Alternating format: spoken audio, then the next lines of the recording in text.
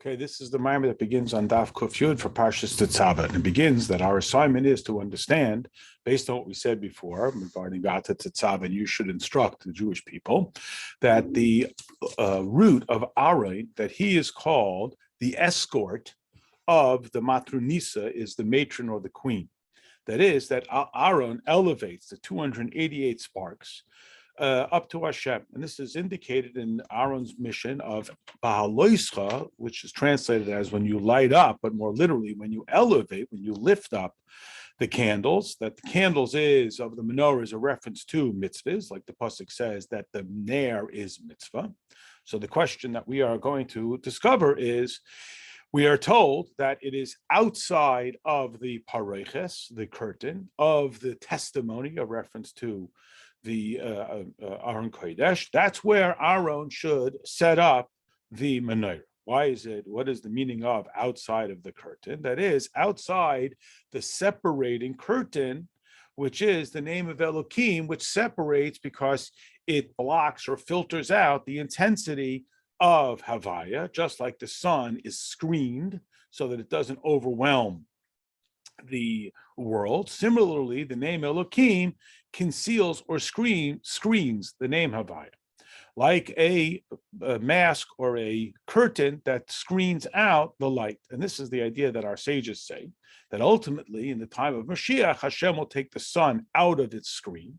That is, that through the time of Asalavah, when it will be that Hashem will be Elohim, that means that the Havaya level, which today is minimized through Elohim, will be as accessible to us today as Elohim is. And this is what it means: I will be returned in peace. Now, Aaron is this idea of the Shushvina, the escort. That is, he elevates the sparks from Bri, Yitzir, Nasiya up to Atzilus. And that's why it's described as being outside of the curtain, where Aaron will arrange the candles outside of this divider. And then he will elevate them, he will elevate them up to the level of Atzilus. And this is the idea of a Shushvina, because seemingly this term, Shushvina, an escort, is appropriate, for example, by a chasana, that the bridegroom and the bride, the chassan and kala, have escorts. And this is something that happens on rare special occasions. However, the lighting of the menorah was every day in the afternoon. So why does it always require this Shushvina, this escort?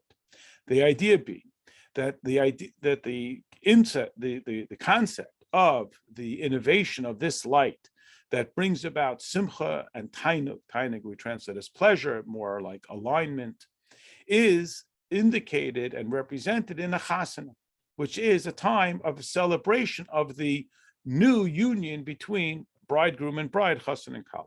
Similarly, when Aaron raises up and he organizes the candles of the menorah, even though this happens every day, and every day it's a new simcha, because it is a revolutionary elevation of these 288 divine sparks that are renewed every day, elevated from the level called Bria, Yetzira, and Asiya, all the way up to the level of Atzilus. And that's why he is called the escort. Because the idea of birur, that is, that through Malchus, through the execution of the instruction of Hashem, we discover godliness in our ordinary days, like we say regarding Malchus of Atzilus, that she rises while it is yet night, and she gives food to her maidens. This term, teref, is the gematria of Reish Pei Ches 288, if you count the word itself as one. Teref is 289, which represents the 288 sparks plus the word itself gives you 289. Like it's described in Chumash, that it says that the dove came back with a torn olive branch in its mouth, or it says that the food that was given to those who fear him. And Aaron is the escort of the queen. That is, that he elevates this level of malchus, which is the execution of the instruction, which is called the queen, with all of its sparks that it has discovered. And these are the candles of the menorah that include all of the identification of godliness. And because of this revolutionary idea that is expressed, we have this quality of simcha above. And this quality of simcha reaches even to the level of Atzilus, to the 5 levels of Gevura that are associated with the maternal figure. Like it says, Aim Habanim, the mother of children, Smecha is joyous. And this is why it says, Oira, light, this simcha, that simcha is reference to the feminine, the mother, the maternal. And Oira is the masculine, the paternal, a father. And you put them together and you have these two inseparable entities, meaning that the simcha of a mitzvah is the simcha of bina, which is even more profound than all of the levels of the tzaddik, that they are described as the 5 chasadim of the yesod of the nun shari bina, the 50 stages of bina. And the simcha of mitzvah is the level of the pnimius habina, even more than the abundance associated therewith. And the Alter Rebbe points us to other Maimarim where this is discussed, that bina in Tulhoid is an expression, but in Yesod, like it says in the Rai Mehemna in Parshas Kisisa, on the pasuk that says that even the poor shall not be diminished. So why then is it called Yesod? Because it receives from the 50 gates of bina, not from the essence of the 50 gates, but it's like the seal. It is the conclusion. It is the embodiment of all of them. As is explained in the Eitz Chaim, that's why the mitzvah is described as as miroiv call from abundance. This is the pasuk that says, because you do not serve me with joy from abundance, even more than call, than just everything, but roiv call.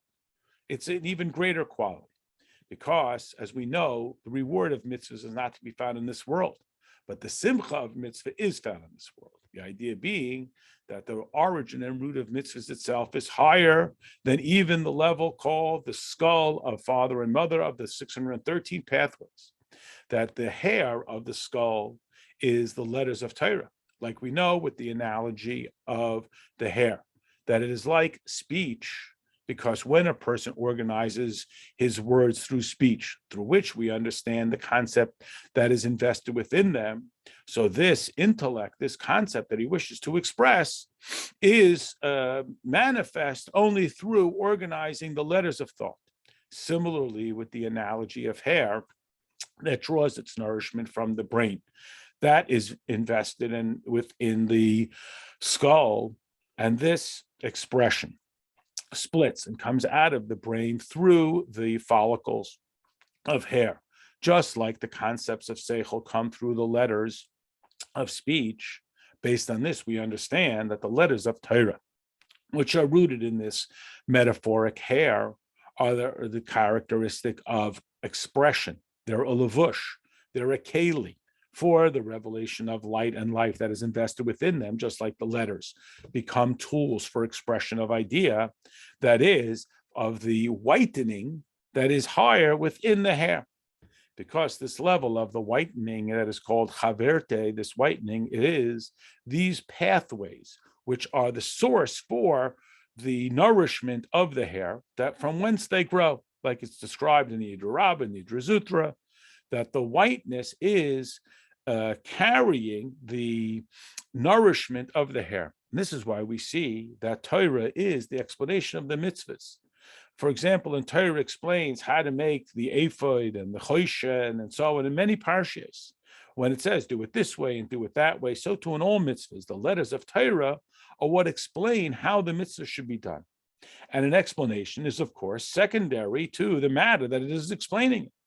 So too, mitzvahs are the primary, and Torah is the explanation. It is therefore, in that sense, a secondary.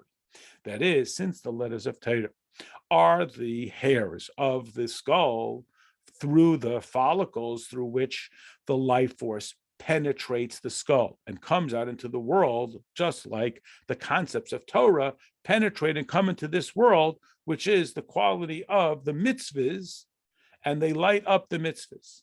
Like it says, all the pathways of Hashem. That's one pasuk. Another pasuk in Tehillim says, look at the pathways of Hashem. And that's why our sages say that you won't find reward for mitzvahs in this world.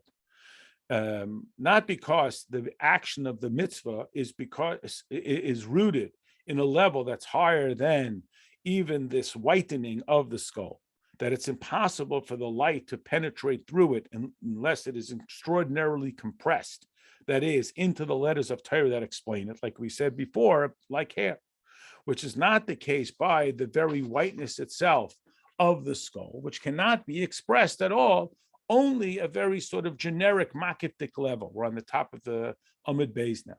And therefore, reward in this mitzvah of mitzvahs is not to be found in this world. Alter Rebbe mentions here some other Maimorim that discuss this.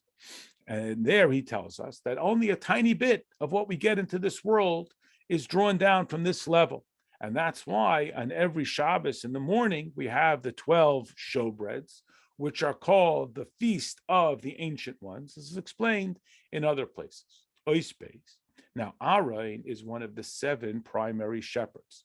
And we know that just like a literal shepherd sustains and cares for his flock, and it's not his, but he gives them grass and so forth that's in the field, so too the analogy is with Aaron, the Kohen Gadol, this level of overwhelming love and even of particularized love is drawn down, and it is called the Har, the mountain, and the mountain of the mountains, like it's explained in other places, not like Avram, who was called a mountain. Now, these letters of the word mountain is Har, Hey Resh. Aaron is spelled Aleph, Hey Resh, Nun. So here the Alter Rebbe explains. The Aleph of Aaron's name is that he draws down from this loftiest of levels that which is ordinarily trapped within the skull, and it cannot be manifest down here. But Aaron is able to do it and bring it down at least to the level of Malchus of Atzilus, which is the manifest in the final Nun, the Lainga Nun, the stretched out Nun, that its vertical shape suggests that it is brought down to the highest level. So Aaron, Aleph, the highest level, Har, the mountain. Final Nun, that long vertical Nun, is to bring it down to the most tangible manner as possible. And what is the parnasa? What is the sustaining that Aaron does as a shepherd? It's not something that he gives you of his own, but he brings you, just like the shepherd feeds the flock grass and so forth. He brings them the light and the gift from this whiteness down here to radiate amongst the Jewish people. And this is what it means when it says that he elevates them. That is the mitzvahs that are called nedos. As we said before, that Aaron lights them up and he brings a new enthusiasm from the origin of the mitzvahs. That even though there is no schar mitzvah mamish in this world, that is the schar gashmi, a physical reward, but in avodas Hashem, he draws down in the mitzvahs and he reveals it down here through Aaron, who was again called the shepherd, who sustains and cares for his sheep. And this is the idea of the source of simcha shal mitzvah. As we referenced earlier, Hashem tells us that because we didn't serve him with simcha when we had good and abundance, that simcha is a revelation of divine light from this intense level, which is from the very essence of it. And this revelation of the light of simcha is in the pnimius of bina, like we say, the mother of children. And again, a different reading of it, aim habanim or bina are simcha. The reason of simcha is because it is something new, that we have elevated these sparks and returned them to their origin. And this is comparable to the evaporation of the wick in the flames that Aaron lifts up every afternoon. That there are 2 levels in this lifting up, like it says, when you will lift up the candles. And this is what it means, again, that is done outside of the curtain that separates the holy from the holy of holies. That it is outside of the curtain, meaning we have to go outside into a world and discover the 288 divine sparks that are not innately aligned with godliness. And when they are brought back from the worlds of lesser awareness called Biyah into the greater awareness called Atzilus. And then after they are brought into Atzilus, since in Atzilus we say that there, God and everything that he causes to be are evidently one, this is the level of Aaron, who is the Kohen Gadol, from the level of Chesed of Atzilus that is rooted in the level that is otherwise hidden, the source of all mitzvahs itself. And that's the true simcha of the mitzvah, that we reattach that which appears to be isolated from Hashem, these sparks, back to their origin. And this is the second level of what is drawn down and why Aaron is called the Shushvina, the escort, that just like an escort brings the bride to the groom. Certainly this could be done on her own, just like a person comes to the king. He could go there by himself. Why then does he have another person in escort? Because the person is innately not comfortable. It's not natural for them, and therefore they are bashful, shy, fearful to enter into a closeness with a king. So they need someone to help them. And this person who is naturally closer to the king, it is their opportunity to assist this person who feels estranged that they should come and be near the king and not be shy or embarrassed to do so, that they should be considered one of the king's men. And in this manner, the supernal level of the escort is Aaron, the Kohen Gadol, who is from the level of Chesed of Atik Yemen. And he comes down from Atzilus into the world of Biyah to find and identify the divine sparks that are in the world and to be their escort and bring them back so that they can once again be united with their origin and to bring from there this light into a world. And that's where the simcha comes, through the rejoining of the sparks that are innately incapable or certainly shy from being reunited. So too in the level of love. He arouses a level of love amongst the Jewish people that they should be able to be uplifted. And this is what it means when it says, Bahaloischa. And so too, he brings down a great love into the Jewish people from this level of whiteness. And therefore, he is called Aaron, as we mentioned before. And that's why Aaron is called the escort of the queen, specifically. But his origin is from the level of Netzach of Abba, which is rooted in the Chesed of Atik Yemen, called the oneness with Abba. Left-hand column, Ois Gimel. Now, the preparation of the candles was with oil and wick, like we know. The idea of oil in a candle is the level of Chachma, that we know that it is only through introducing the quality of Chachma that we can clarify. Just like oil burns quietly, it doesn't crackle, so too Chachma is the quality of Bittul. So to understand this idea, we first introduce a statement in the Gemara, an odd statement in the Gemara in Harius. The Gemara says that by eating olive oil, the Gemara points out that if a person eats olives, it will cause him to forget Torah. But if he eats olive oil, it will cause him to remember Torah. That this seems, of course, rather odd. However, we now understand that the concept of the Shviras HaKelim, the overwhelming godliness in the earlier 7 kings who died, like it says in the Chumash, that he became king and then he died, he became king and he died. This only affects the Midas, the Zayin Tachtenim, not the Seichel, the Gimel Rishenim. That in the Gimel Rishenim, in the Seichel, there was not this Shvira, this overwhelming godliness. Like it says, they die, but not with Chachma. That when there is Chachma, there is no collapse. Now, the beginning of this breaking is with the first king, whose name was Bela, which is the idea of Das, and afterwards the other midas of Chesed and Gevurah and Tiferes. And he is called Bela because it means to swallow, like the 7 emaciated cows who swallowed the 7 fat cows. And we do not know that he has come closer, that is, that he has swallowed up the Das of Kedusha through the Eitz HaDas Tevera, which is Klipas Noiga, known as the skin of the snake, which conceals and hides the Das of Kedusha. Like it says, I did not know Hashem. And it says the Jewish people did not know them. They did not think about it. However, after we have this quality of Chacham itself, there is no Shvira. And therefore, when we bring Chachma into the Vav Ktsavis of Das and below, we will not have any Shvira and Nefila. That's the clarification quality of Chachma. That is the level of Chachma of Chesed, the level of Chachma of Gevurah. When we bring Chachma into all of these characteristics, they become so brightened that there is no fear or consequence of shattering of Kalim. On the contrary, the Chachma gives them greater life. It brings them back from that death that would otherwise have occurred if they were overwhelmed. Because in Chachma, it doesn't need Chayas. The objective of Chacham is to give Chayas to something else.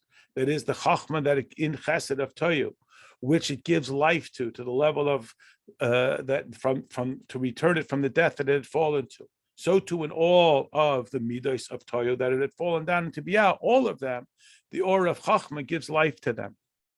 And this is what it says in the Eitz Chaim about the breath that causes the tchias hamesim, the coming to life of the dead, that this is from the level of the chachma of the 288 sparks that have fallen down into the kelim. In order to give them life, there are three levels. There is the iris, the lights, the netzutzim, the sparks, and the kelim. That is from the four different ways that we can configure Hashem's name depending on how we spell out the names of the letters Yud and Hey, Vav and Hey. They either can come out to Ayin Beis, Samech Gimel, Mem Hey, or Beis Nun, 72, 63, 45, or 52.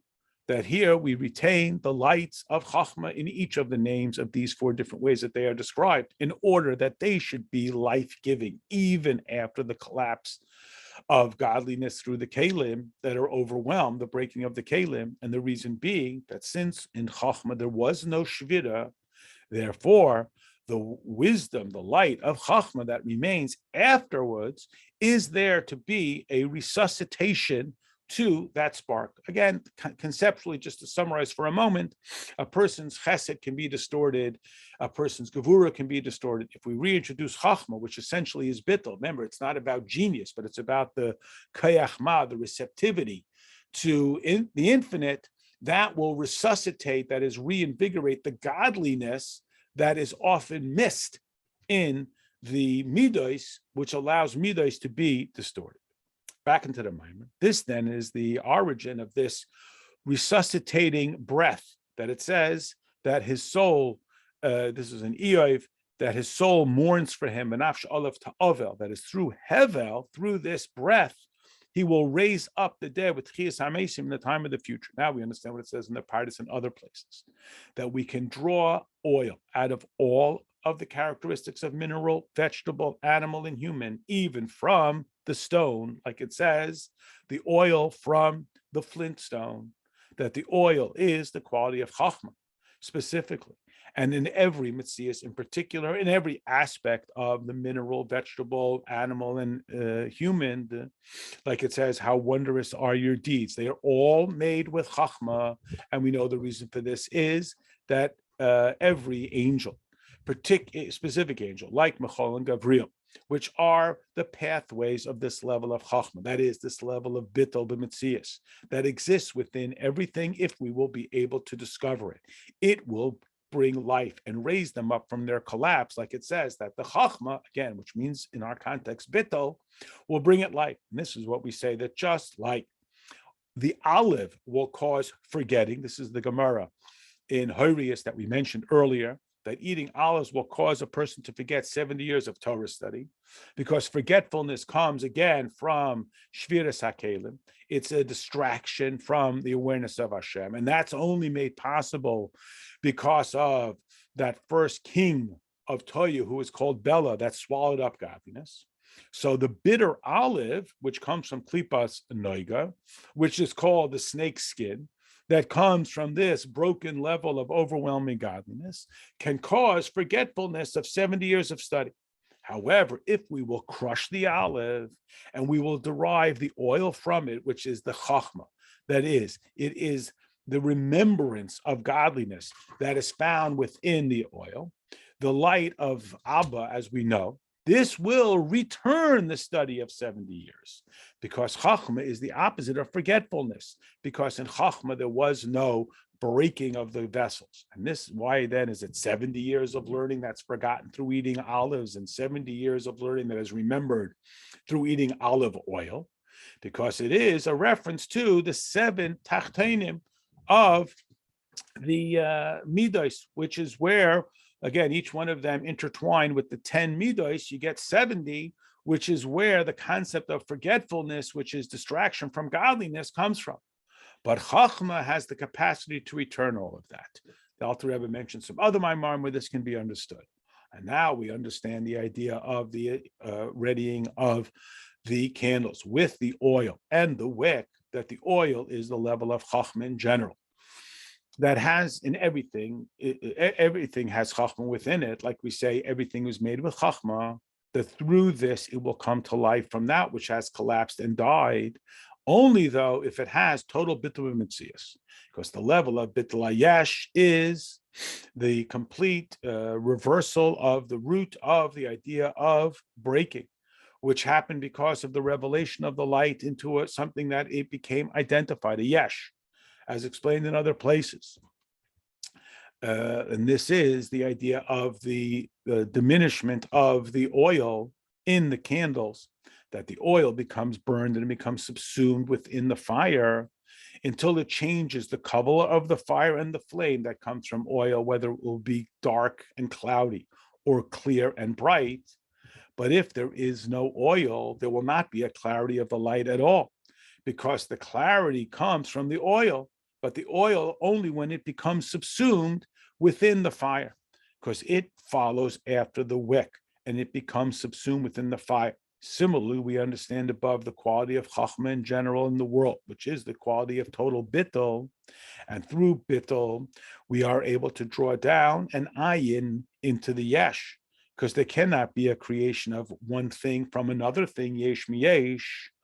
Like we know, like the comparison of the light of the candle that radiates, because the oil becomes bottled, becomes surrendered within the fire. And that's why there is oira and simcha.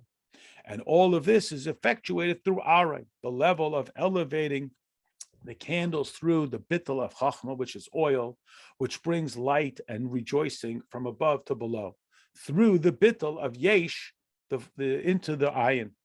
Therefore, the infinity of Hashem rests in the chachma, which is called oira, and from there to the bina of atzilus, and from there to the midas, all the way down to malchus. And this is the simcha of mitzvahs. We know that the Or Ein Sof only rests over matter which is batal to it, that is through the level of chachma, where it is a bittul of yesh to ayin, oistalid.